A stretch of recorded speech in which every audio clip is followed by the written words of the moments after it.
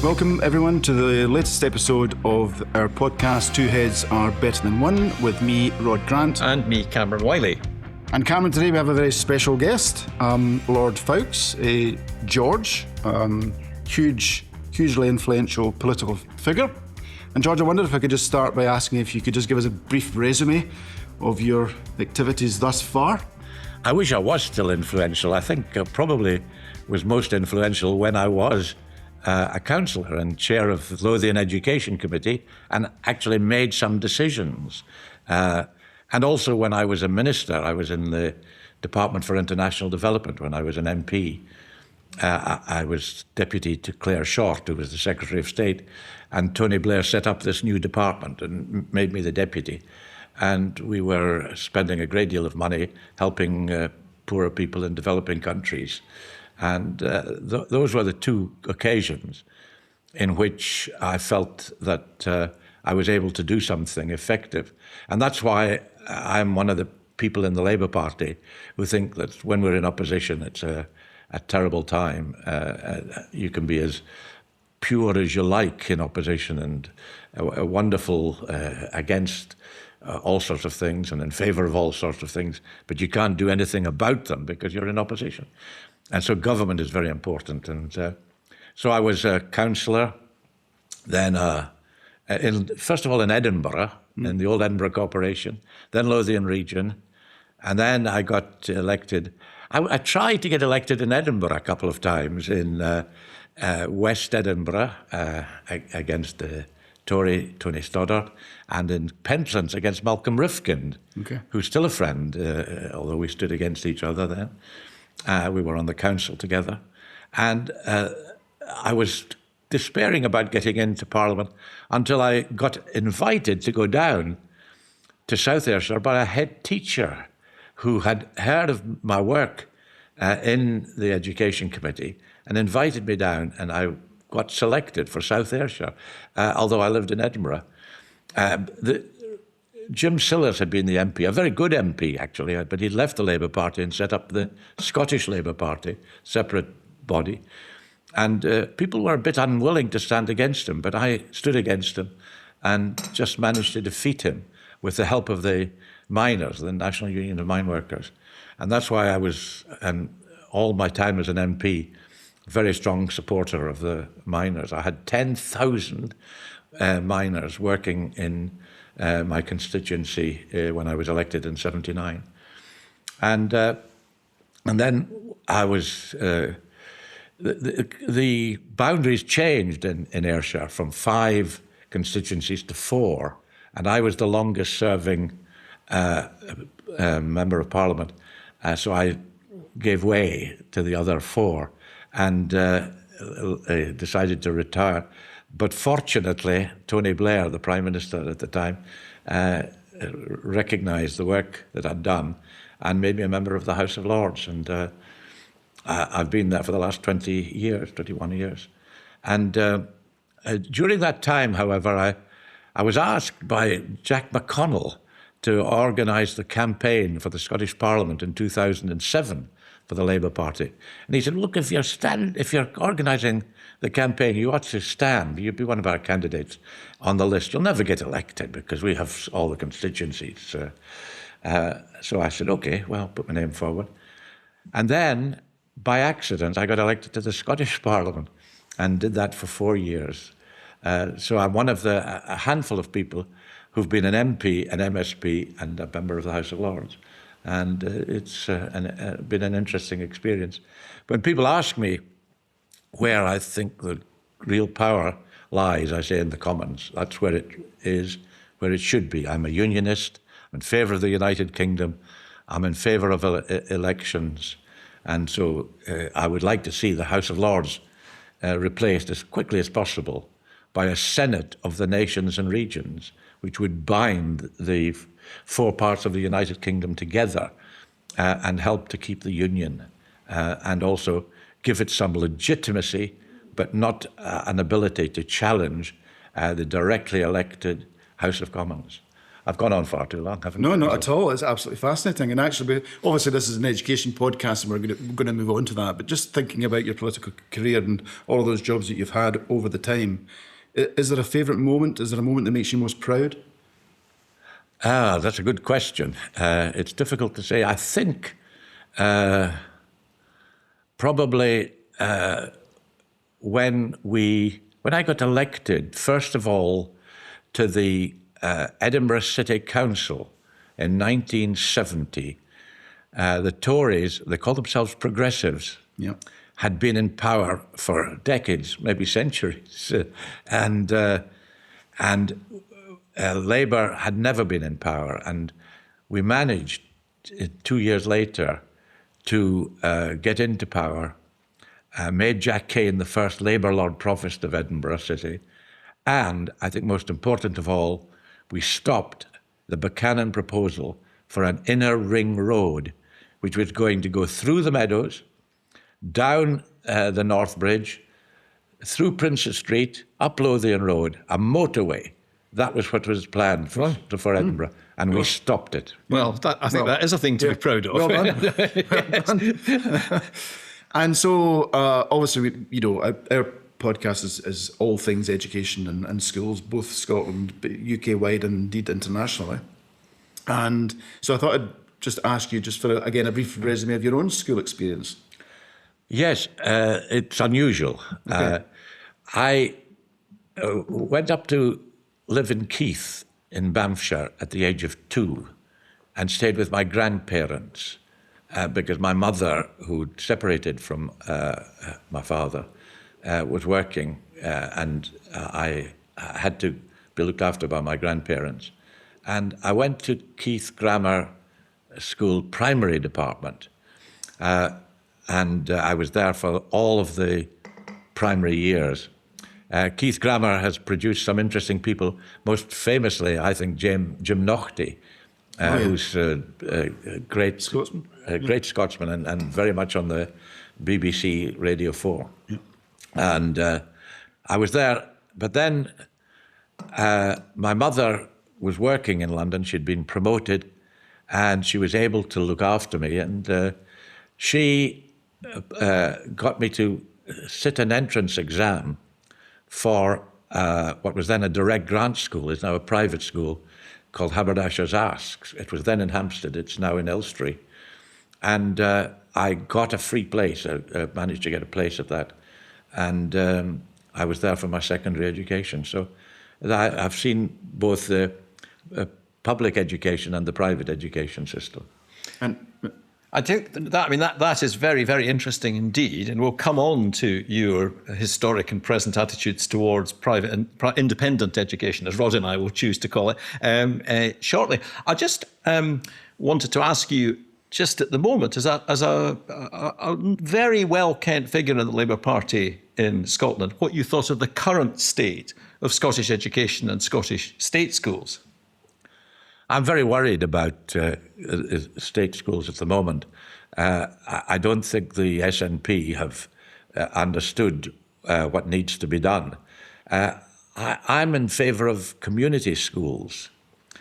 We've got one at Wester Hales, and there are one or two others which we've had, but we haven't developed that. And I want to see community schools develop because I think schools are better. I mean, it's a huge expenditure, if you think about it, into a school, a huge capital expenditure.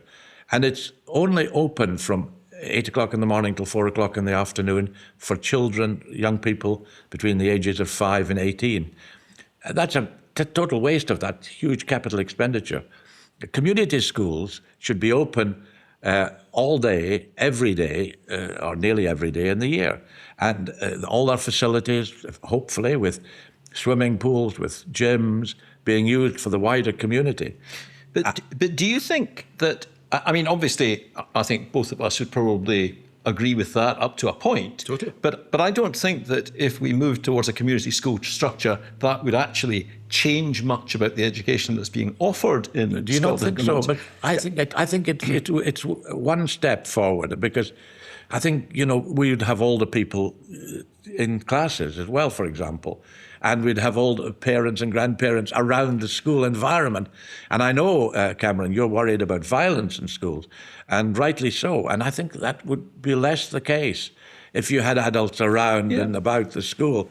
And I don't think we've been radical enough.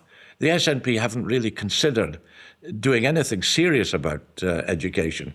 They've ignored it because they're so preoccupied with their campaign for independence that they're not looking at, a whole range of other things as well, but particularly at education. I mean, so you basically, and I certainly would agree with this, that you're saying that the Huisht Verindi thing affects education particularly badly. But is it fair, George, to say at the same time that other political parties are showing less interest in education?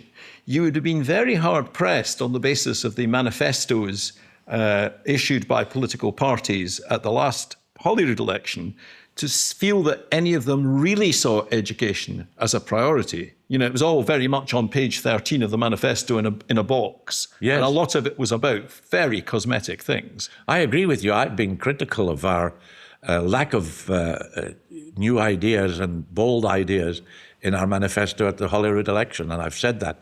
I think Anna Sauer is a very clever man, a great orator, answered the media questions very well, but the manifesto was not very good at all. It was, I've actually said, pathetic, and it was. And it didn't cover education, transport, a whole range of things properly. It quite effectively attacked the SNP, but it didn't come forward with bold alternatives. I suggested that they should have community schools included in it. I also suggested they should replace the ferries, with that awful debacle of the ferries, with tunnels, as they've got in the Faroe Islands. The Faroe Islands, which is a devolved part of the Kingdom of Denmark, have been able to link all the islands with tunnels, paid for by people paying tolls, and they've managed to do it. But, they said, no, we can't do that. It's too, people would say it would be too expensive. So I think we were lacking in boldness in a whole range of things, including education. And I'm drafting a letter to whoever wins, whoever becomes the new leader. I hope, incidentally, it's Michael Mara, but whoever becomes the new leader, to be bold and courageous in their manifesto and their programme. So you're sitting here with two previous head teachers of independent schools. Probably one of the things that there are two things you're very famous for in the City of Edinburgh. One is your long-standing association with Heart of Midlothian Football Club, and the other one is that you're not very keen on independent schools. First of all, how much of that came from your own experience of being in an independent school? Only part of it. I mean, Haberdashers was a boys' school, as many in Edinburgh used to be. When I was there, and I thought that was wrong. I mean, I believe in co-education, and thankfully more and more of the independent schools, I'll use your term, are moving in that direction, or have moved in that direction now. But I think more of it, it was partly because of my experience in Haberdashers, which I didn't find as fulfilling as I might have done. But it's also because I'm a socialist, and I do believe that we should have greater opportunities for people who are less well off and who need to be encouraged to develop their talents. And I've seen so many people, my old constituency in Muirkirk, for example, someone who went to the local school, went to Muirkirk Primary, and then Cumnock Academy, went on to become a professor in chemistry. There are a lot of examples of that. And I think we need to develop and encourage that. So what would you do about independent schools if you were in charge? Let's imagine we go back 40 years, you're the Prime Minister, you have an absolute majority. What would you do to independent schools? Well, I wouldn't abolish them. I wouldn't say that they're not allowed. I wouldn't prohibit them. I was tempted to do that when I was younger, or to believe in that. But I think now I'm more moderate, maybe, or more reasonable, and understand that people should have the right to choose the kind of school they go to. But I think we should do everything we can to encourage the development of public schools, and I mean council schools, not English standard, public schools, so that people are not tempted or don't find the option of sending their children to private schools or to independent schools as a desirable option. So the model is the model once espoused indeed by, no doubt, your old sparring partner, Winnie Ewing, who said that in an independent Scotland, independent education would just wither on the vine because the schools would be so good. Yes, I think that's a good way of putting it. I've forgotten she said that. And I think, for example, take Boroughmuir. I think Boroughmuir is an excellent school. James Gillespie's is an excellent school, or a number in Edinburgh that are good. And people who live in those areas are less likely to send their children to private schools. Of course, they're paying for that education in a different way by excessively high mortgages because the houses in those areas are so expensive. That's why we want and we need to make all the schools better throughout. And that was something I tried to do as chair of Education Committee. And I tried also to take over a couple of schools, George Heriot, and notably when I became probably the most unpopular person in that area, and Mary Erskine's, when the merchant company were on the point of selling it to us because they were in such financial difficulties. But the 79 election came along.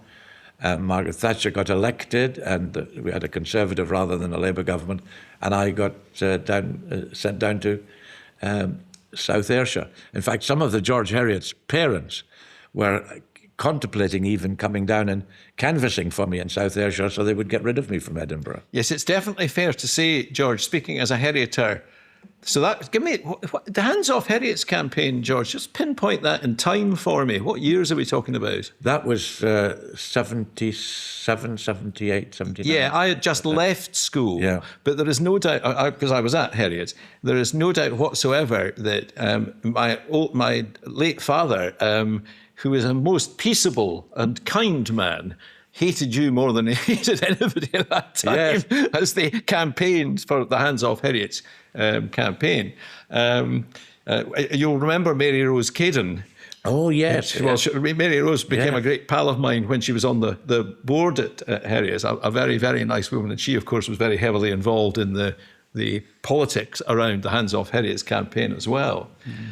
But you see, Heriot's was set up for the poor children of widows.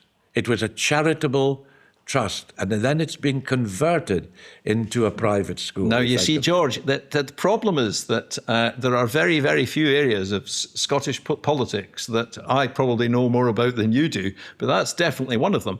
It's absolutely right to say it was set up as a charitable trust, and of course it still is a charitable trust, still educating for free almost exactly the same number of people as it educated when it opened under almost exactly the same circumstances. The one difference being now that it educates people who have lost their mothers as well as their fathers. So the charitable trust is still alive. That part is still there, yeah. And it's supported by the fact that you have this independent school which has flourished around it, but the foundation's still very much at the heart. There it is. Do you want to comment on some of this? Yeah, probably all of it. Because I love the idea, George, of community schools. I've actually long argued that every school in Scotland should be independent, run under a governance model, and with a community spirit attached to it. Because I think if you get buy-in from parents, local business leaders, and they were part of the board of a school, then that school suddenly becomes aspirational, not only for the children, but for the people who are involved in running it and governing it. So I'd be interested to see what you thought of that. I suppose my own experience is I'm the son of a daughter of a Yorkshire miner, and my father went into service in a house in Edinburgh where he worked for the owner of the Scotsman newspapers at the age of 14 as a footman. And so I don't think I would ever be described as someone who was born with a silver spoon in their mouth. And I remember my mother saying that both she and my father had voted Labour up until basically the end of the Second World War, when my father had been promised a local authority house and was then, in his words, shafted and didn't get it.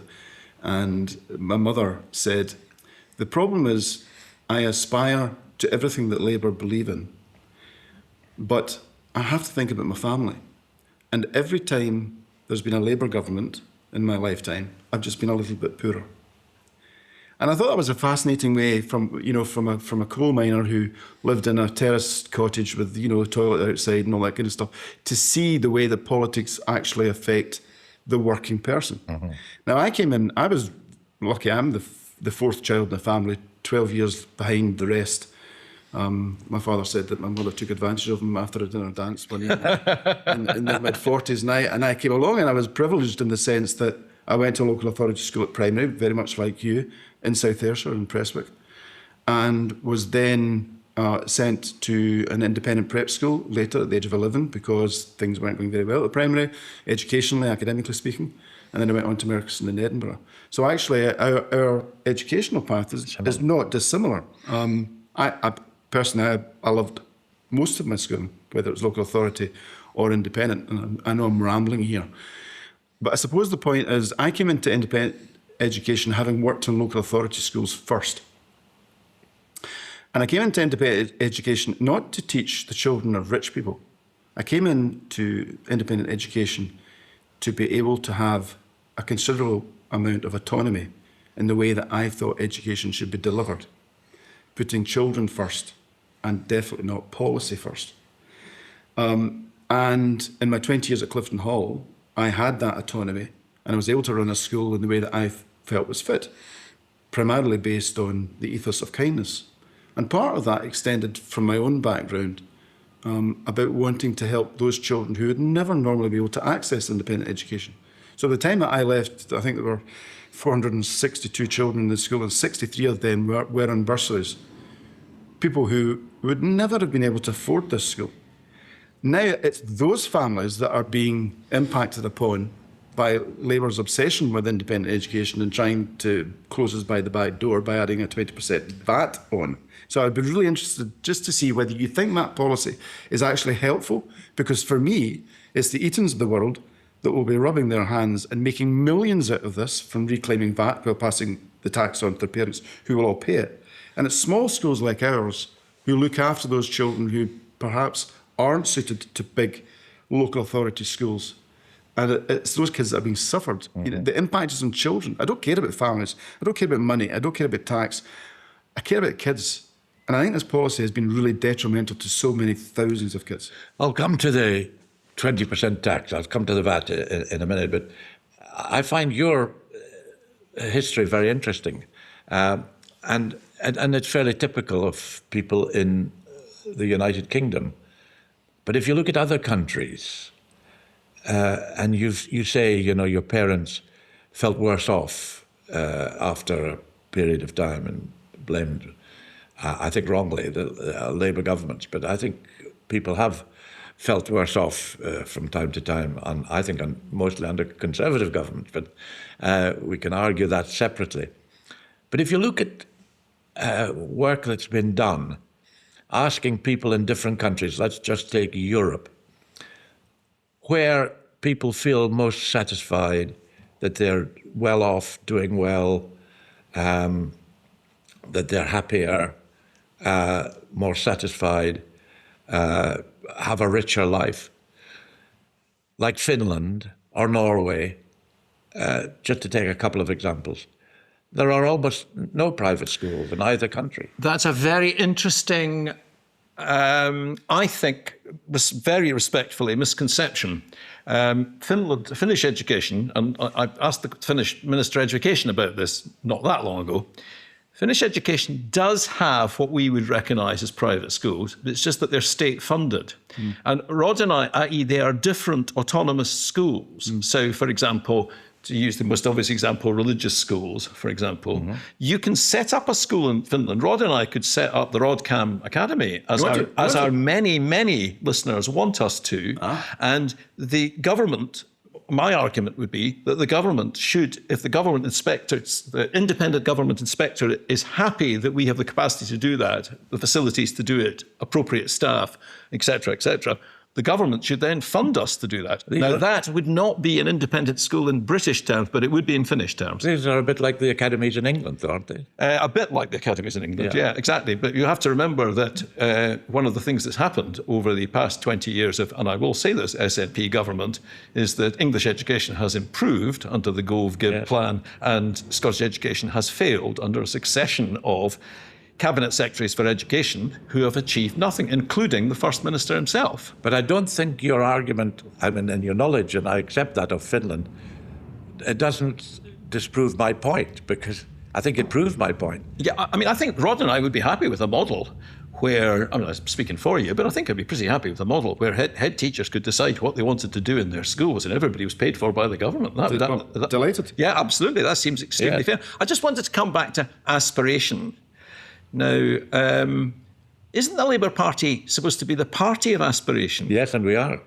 It's just that it seems to me that what has happened, I mean, Rod's story, I won't go on about this, but Rod's story is very similar to my own. I think you and I and George have talked about this before, but I mean, both my grandfathers were coal miners, and my mother in particular was born into really bad poverty. And one of the ways that she wanted was that she wanted both her children to be, she wanted both her children to be middle-class graduate professionals, and she very much succeeded. And that was done in part by sending her children to independent schools. And it interests me that you're saying that from the perspective of a man of, well, let me guess, George, 72, you're if only. that you're looking at that and you're saying now that the young you wanted to abolish private schools, but that you don't feel like that anymore. That still begs the question, at 72, what would you do with private schools? Do you approve of 20% on VAT, for example? I do, because that exemption from VAT, you remember the private schools had the privilege of being exempt from value-added tax because they were considered, quote, charities, unquote.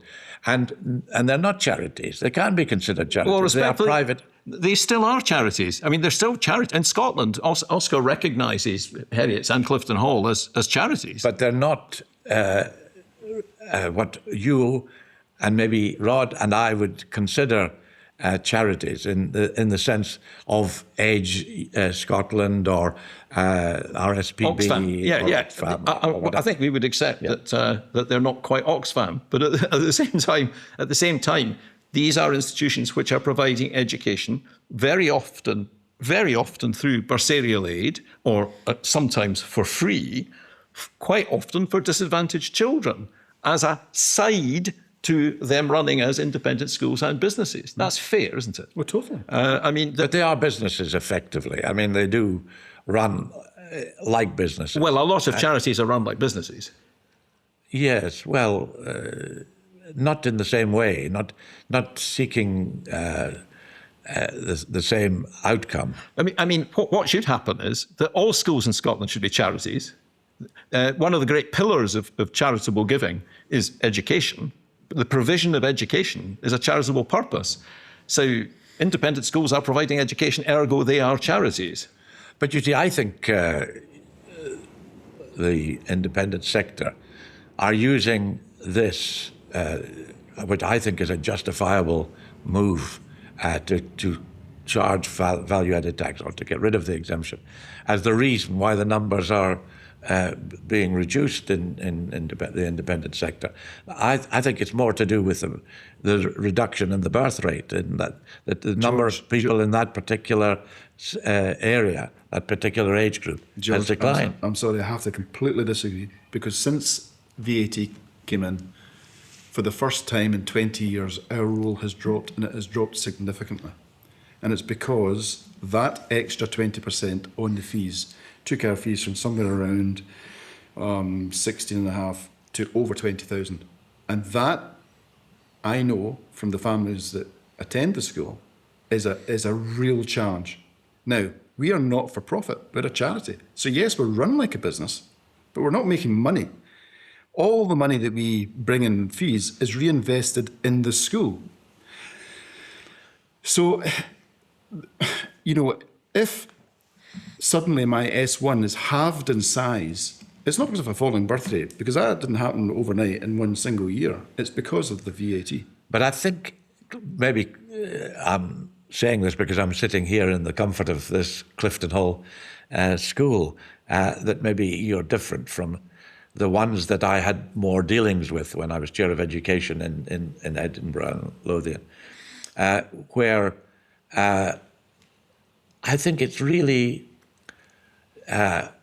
divisive within our society in Edinburgh that 25% of children of that age, of secondary school age, go to private schools. I mean, that really is divisive. And you know, it has a huge effect on transportation. The number of Range Rovers that patrol our streets at 9 o'clock or 8 to 9 in the morning and 4 at 5 at night, taking kids to private schools, clogs up. We could say this about Tynecastle. Yes, all right. Absolutely. Very good. Yeah. There's no answer to that one. Except you can get easily. Well, there is an answer. You can get more easily to Tynecastle by bus than you can by a private car. And in fact, there are very few places, as my wife keeps telling me, to park around Tynecastle. You have to go by. I am not allowing this diversion into the logistics of getting people to Tynecastle to take over this podcast. No. The point about it, George, is there are 2 points to be made just in relation to what you've just said. Obviously, Edinburgh's a special case. Edinburgh's this enormously high number of privately educated people. You've still, very respectfully, not told us what you would do with these children. So if what the effect of putting 20%, and the second thing is that the effect of putting 20% VAT is exactly the opposite of the effect that somebody who represents aspirational politics should want. Because, of course, the people who have been most affected by the 20% on VAT are people who can't afford the extra 20% on VAT, i.e. they are at the poorer end of the spectrum of people who choose to send their children into independent education.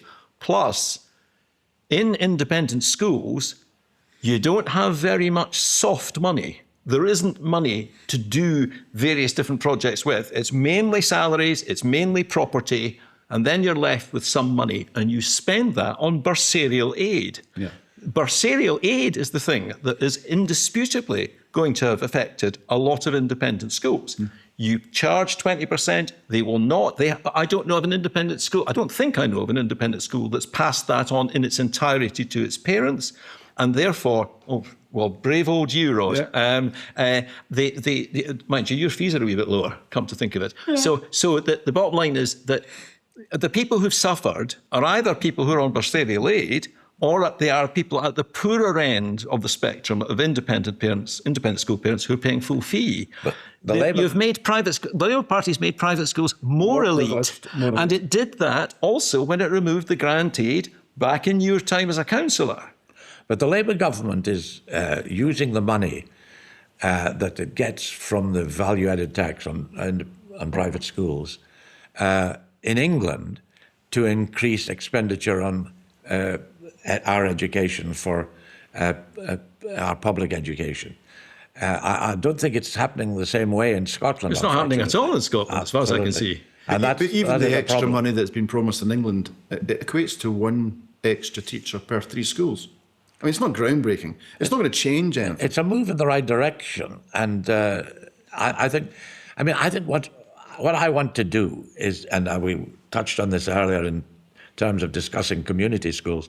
What I want to do is to see all the council schools come up to the standard of Boroughmuir, of James Gillespie's, of the other schools that are, I mean, the thing is, when I was up in Keith, no one thought, including the sons, including the doctors and the solicitors and everyone in Keith, never thought of sending their kids to, very few of them, to any private schools, because the local school was good. And that's the case in most of rural Scotland. Yes. Outside Edinburgh in particular. And in Glasgow, there aren't so many children going to private schools as there are in Edinburgh. I mean, it is really a peculiar situation in Edinburgh, a historical situation that we have in Edinburgh. And it needs, I think, special consideration and special dealing. I actually don't disagree with that. I mean, the exceptional status of Edinburgh as a harbinger of independent schools. I'm not, still respectfully, not convinced that you're telling us what you would do about that. You're talking about making community schools better. Are you spending a lot more money on state education in your plan? I would. I mean, you haven't asked me what I did with my own children. I'm asking you now. They all went to Kyle Academy in Ayr. Right. And I don't think I've disadvantaged them in any way by sending them there. 3 of them are all doing well. And if you're one of Georgie's children and you'd like to provide feedback on whether you felt disadvantaged, Rod will give you the email address at the end. Well, my daughter is a teacher. She might feel disadvantaged. and a very good teacher. I'm sure she is. And my younger son is a conservationist up in Orkney. Oh, brilliant. Working for the Royal Society for the Protection of Birds, RSPB, at the moment. And my eldest son is in the care sector. I mean, this is not an argument that local authority schools are poor or bad or not delivering a good education. Rod and I want state schools to be much better. We want them to be much, much better. But there are some fantastic schools. But Rod, if you'd stayed on in Prestwick, you'd have gone to Prestwick Academy. I would have. Yeah. I'd have failed miserably. No, why? Yes, I would. Why? I would have failed miserably. Because my experience at Kincaid's Primary was a huge class of, I think, probably mid-30s to 40 kids. It was very avant-garde at the time. Open plan classrooms. You were given a programme of work on a Friday afternoon at 3 p.m. For the following week, you marked your own work. There was very little actual teaching. Prestwick Academy, then at that point, had I gone there, and my wife went there, because we actually attended the same primary one together. She went on to Prestwick Academy. It would not have suited me because it was a large environment, it was noisy, it was busy. You would have a proportion of kids there that who couldn't modify their behaviour, and that, I was shy, I was timid, and I went to independent school and realised within 3 weeks that, wow, I was way behind. Not because I wasn't able, but because I actually hadn't been taught properly. I was put back a year, best thing that ever happened to me.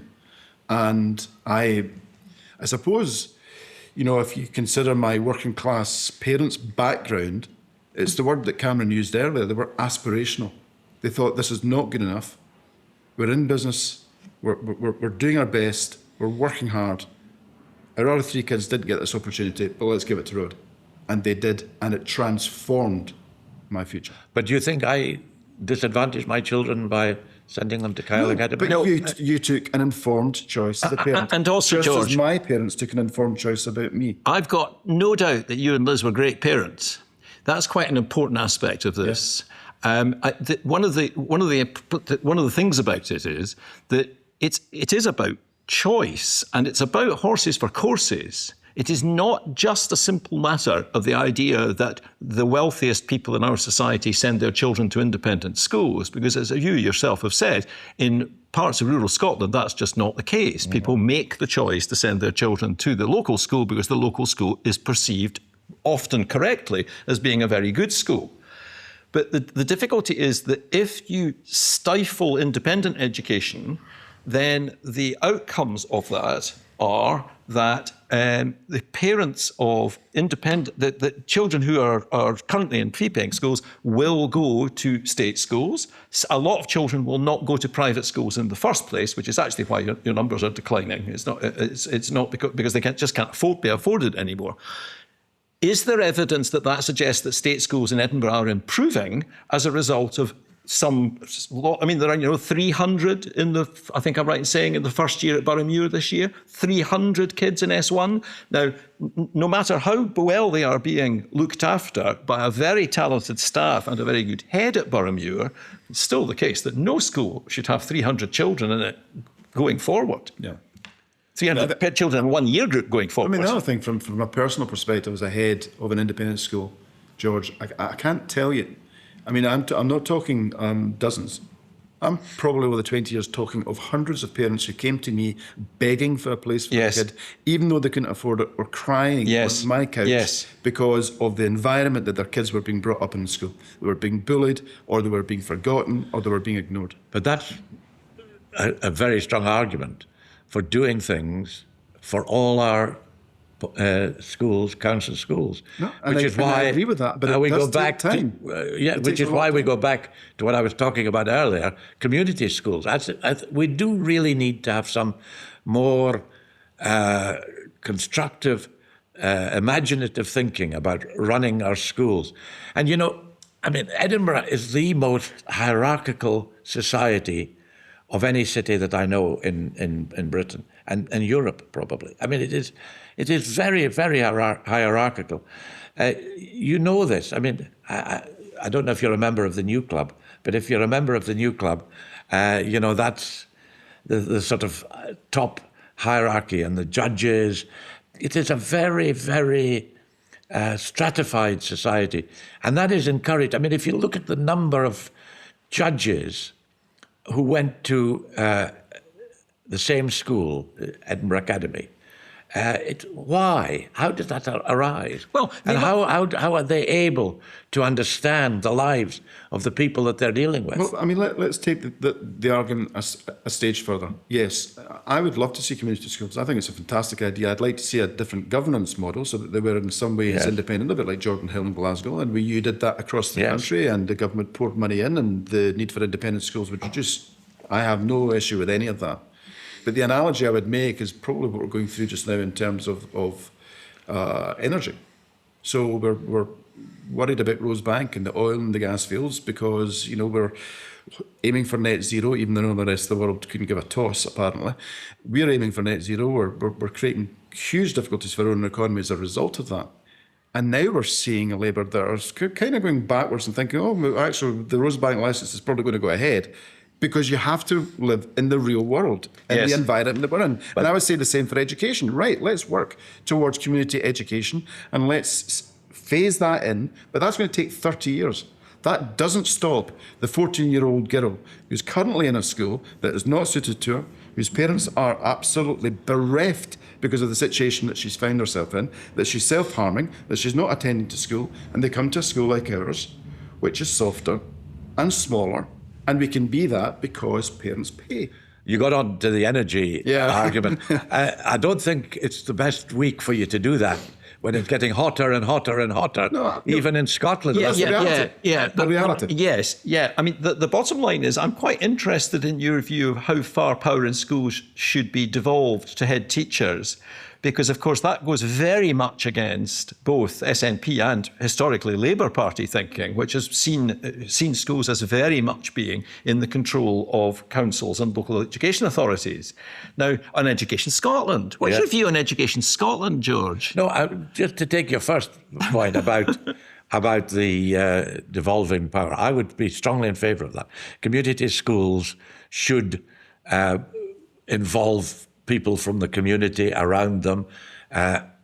all of the people, as I said earlier, adults coming into the school and participating in the school activities. The school is a community resource. Yes. Because of the involvement, we don't disagree with any of expenditure. this. I mean, once again, speaking on behalf of Rod, I mean, I think we are completely in favour of this. We would love to see state schools be better. We think that model is a good model. But the point that Rod made is, first of all, that model isn't going to happen. It's certainly not on anybody's agenda at the moment. It's not on the agenda of the SNP who are in power, and it's not on the agenda of any of the opposition parties who may, even within our lifetimes, George, actually come to power in Scotland. But if we'd started when I was chair of education, I know. We'd be there by now. Absolutely, absolutely, but we're not. And at the end of the day, the question is whether or not further harms should be affected on the private sector, which actually don't really have any purposefulness in making state schools better. You yourself said that in Scotland, the situation in England, there are reports of how much money has been given to state schools in England as a result of the VAT increase vary greatly according to who you listen to. But there's not very much doubt that in Scotland, there's nothing going on in state schools that wouldn't have been going on anyway had VAT not been imposed on private schools and independent schools. So it's just difficult to see how these two things square. The desire to have community schools, to improve state education, commendable. Nobody in Scotland would disagree with that. They might disagree with the model, but they don't disagree with the idea. The question is that in any way being caused or affected by running down the sort of war of attrition on independent schools? I would say it's not a war of attrition at all. It's just asking independent schools to pay value-added tax like every other commercial organisation, because they are commercial organisations. But we've got local elections coming up in next May.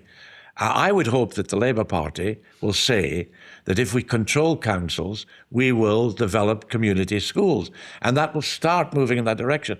And whoever is elected, our leader in the next few weeks, I will be pressing that community schools should be in our manifesto. As you will be aware, there is a council by-election in Portobello, in which I am a voter, in 2 weeks' time. So shall I ask the Labour councillor if he's in favour of community schools? Absolutely. And I hope the Labour candidate will say yes. I better get in touch straight away. So I'd be interested then, I'm slightly off topic, should VAT be applied to private health?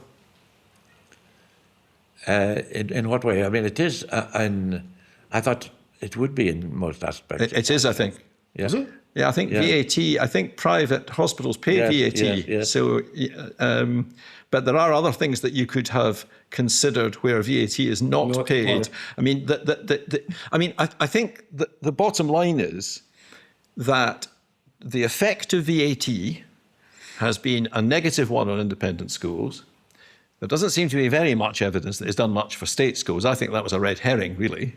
I thought it was a fairly slightly, and I speak as somebody who is not unsympathetic to the Labour Party, but I thought it was a kind of slightly bitter thing to do. It was a very easy vote catcher before the election. Lots of people don't like private schools. Mainly, they don't know anything about private schools, but they don't like them. So it was a good thing for the Labour Party to do in terms of catching votes. The difficulty is that it's left private schools in a situation where a lot of them are struggling for money, and that struggle for money means that less advantaged children can't be taken on anymore. Used to be the joke about private schools being, the cream at the top of the milk bottle, rich and thick. That actually inevitably gets truer every time private education costs more. You say they're struggling for money. I mean, I've seen some people quote and say there are more private schools closing than ever. That's not the case. Some private schools have been closing over a period of time for a whole variety of but reasons. a lot more private schools. I mean, Which ones have closed? Well, I mean, there are definitely issues. There are definitely issues. It would be wrong for me to suggest what private schools might be in trouble. But at the end of the day, plenty of little private schools have closed in England. Oh. I mean, something like 140 private schools have but closed not since last VAT week. was introduced. Two last week. Yeah. But not more than we're doing. The sort of frequency of closure has not increased. You're a brilliant old political debater, George, because you've managed to move it on to something away from the issue, which is my issue, which is it's not whether or not they're open or closed, it's who's at them. Yeah. That's the distinction. What kids are being and I impacted? actually think that the Labour Party has harmed aspirational families quite a lot, which I don't think is good for the party of aspiration. I'm not even aspirational, desperate families. I think we should let George have a last statement because you and I have got a bit het up with him and time is running dry. Oh, you can get hit with George. No, you couldn't possibly. No, I mean, I just think that there's too much division in our society. And the more we're able to work together, the better. And I think if we all go to the same school, instead of creaming off people who've got more money to private schools, they're less likely to understand the concerns and aspirations and interests of other people. And we've all got, when we leave school, we've all got to work together in industry or in new technology or wherever. And we need to be able to work together. And we're more able to do that if we go to school together and understand each other. George, it's been an absolute pleasure. Yeah, that was great, George. It was a fantastic conversation, and it will no doubt stimulate some debate And feedback. and feedback, we hope, from our listeners, who can contact us as usual on rodandcameron@gmail.com. And we hope you've enjoyed today's episode. Please keep that feedback coming. Please share and subscribe so that we get as many people coming and listening to what is probably the most important facet of our country, which is how we educate our young. And Cameron, on that, we shall say Cheery bye. Cheery bye. And Thank you for listening. Thanks very much indeed for listening. And we'll see you next time. class dismissed.